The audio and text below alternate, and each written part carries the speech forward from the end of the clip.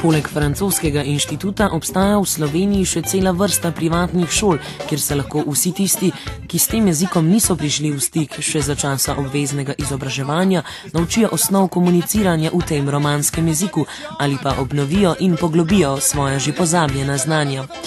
V drugem delu oddaje bomo tako poslušali pogovor z Mišelom Obengo in Daliborjem Tomičem. Mišel že dolgo let živi v Sloveniji, kjer se je popolnoma ustalil ob prihodu iz rodne zahodnoafriške države Gabon.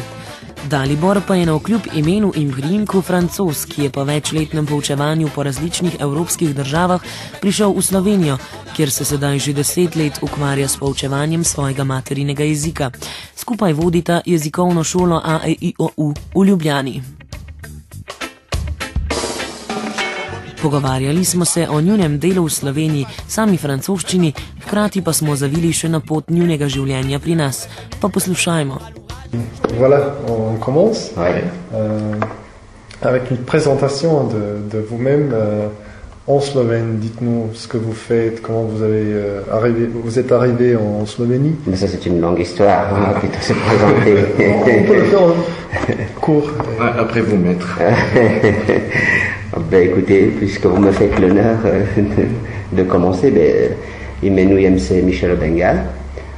In sem direktor Inštituta za francoski jezik, AEIOU. Voilà, c'est l'Institut de langue française. Ne vem, če ljudi poznajo naš inštitut. To je inštitut, ki je specializiran za učenje francoskega jezika. Bolj natančen je inštitut, ki ponuja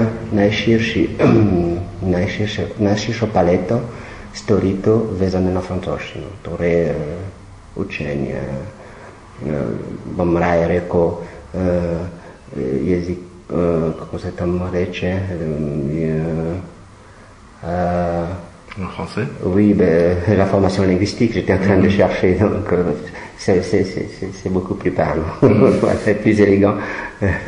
Jezikovna, comment on dit, formation. Največjo izbiro? Oui, bon, en fait, formation linguistique, voilà. Je passe la parole à mon ami. Dobar dan, Dalibor Tomič, pedagoški direktor na Inštituta za francoski jezik, AEIOU. In kot moje ime comment dirais, ne montre pas. Oui. Sem francoz. Voilà. Živim tukaj že 10 let. Oui. Jaz dvakrat več kot ti. Ja. Voilà. On voit que vous parlez très bien slovène. Mais avant, la langue slovène a-t-elle posé des problèmes? Je ne te dis pas. Oui, enfin, ce n'est pas un secret quand même. La langue slovène reste pour moi quelque chose de difficile, mais pas impossible, hein, comme voilà, on parlerait du français. Mais je pense que objectivement c'est une langue difficile, surtout pour des Français et des francophones, par le simple fait, du moins ça a été mon cas, que en général quand on aborde l'apprentissage d'une langue, je prendrai le cas d'un Slovène voulant apprendre le français, l'anglais ou d'autres langues. Ils le font déjà avec une base d'expression comme ça, qui sont dans l'environnement, voilà.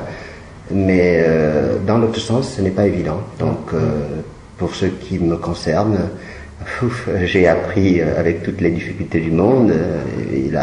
Au prix de... Vraiment, il a fallu persévérer. Apprendre le slovène est difficile en ce sens que on n'a pas d'image de mots. Donc les mots qu'on entend, le plus souvent on entend pour la première fois.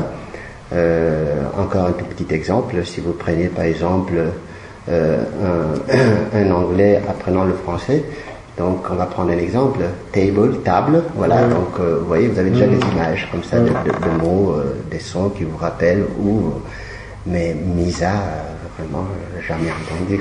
Voilà. Et quand oui, Misa. Et puis quand on vous dit que ça décline, voilà, ce n'est pas pour arranger les choses. Hein. Et je vais laisser la parole à mon cher maître, mais si tu permets juste une petite chose.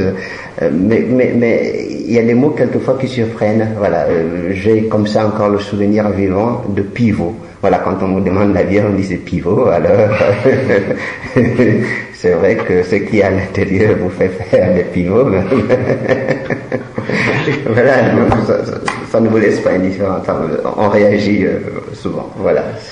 Bien, moi je n'ai pas la prétention de parler slovène, je pense bien comprendre, mais comme j'aime le dire, je parle le slovène de Tarzan, c'est-à-dire que j'essaye de mettre des mots les uns après les autres et j'essaye de décliner avec plus ou moins de bonheur. Ça marche plus ou moins bien. Mais on ne recommanderait pas nous, à tous ceux qui souhaitent apprendre le français de faire comme nous, d'appliquer cette recette. Hein. C'est vivement déconseillé. Voilà.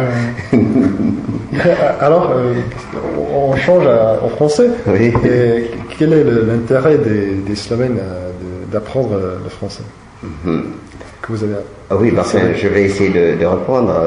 J'espère être le plus objectif possible. Difficile de répondre à cette question.